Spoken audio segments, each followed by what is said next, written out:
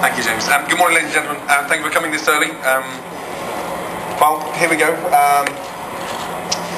This is going to be an amazing weekend on the back of the success of Melbourne.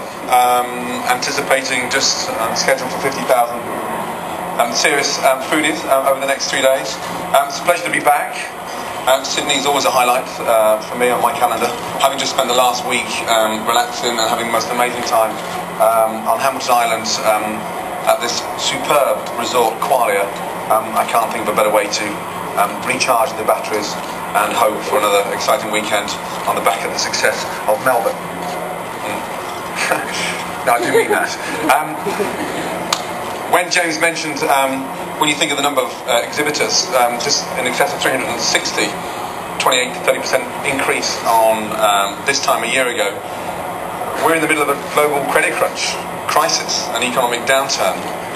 I think shows like MasterChef have helped to prove that having that level of excitement around food, not having to spend hundreds of dollars to go out and be entertained, returning back to family rituals, and more importantly, having fun where food is related.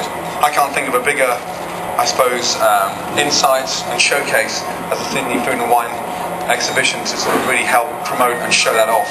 Cooking live, that's something we've been doing for the last 21 years. More importantly, giving the chance to remove that level of intimidation and having a bit of fun with it, I think. That's the secret.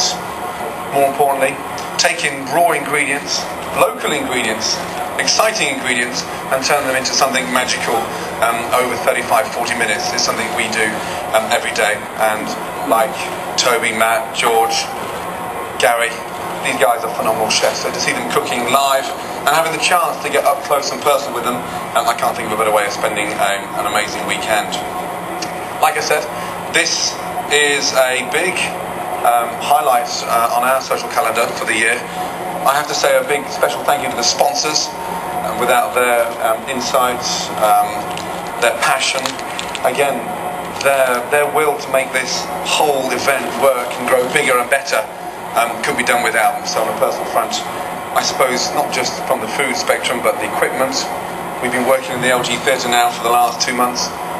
We have an amazing cooking academy about to relaunch across the UK, and when you look at the modern day appliances that are in production from a domestic point of view, it's getting closer and closer to the professional set. So what is that doing? It's increasing the level of skill, again, moving things forward, and more importantly, in this industry, you move with it or it moves you. So a big thank you to the sponsors.